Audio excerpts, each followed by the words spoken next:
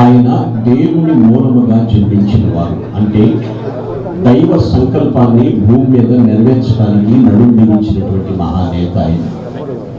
ఒకడు నీటి ద్వారాను ఆత్మ ద్వారాను రక్షించబడితే వారు దేవుని రాజ్యము ప్రవేశిస్తారని లేఖన భాగం సెలవిస్తుంది.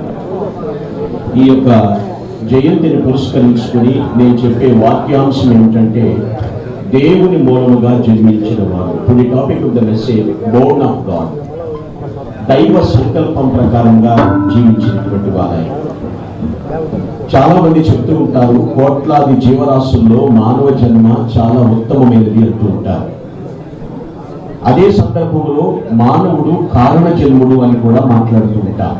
అయితే నిజముగా కారణ జన్ముడు అనేటువంటి మానవుడు తన జన్మకు ఏమి కారణం ఉందని గుర్తించి జీవించవలసిన ఆవశ్యకత ఎంతైనా ఉంది. చాలా మంది తన జన్మకు దేవుడు ఎందుకు నన్ను భూమి మీదకి తీసుకుని వచ్చాడు అనేటువంటి విధానాన్ని పరిశీలన చేసుకోవాలి. ఎలాగూ ఆయన దేవుని మూలముగా జన్మించిన వారు అని మనం చెప్పగలుగుతాము. మహానేత జీవితంలో వారి యొక్క 60 ఏళ్ల జీవిత ప్రస్థానం అంతటిలో కూడా ఈ వాక్యంలో రాయబడినటువంటి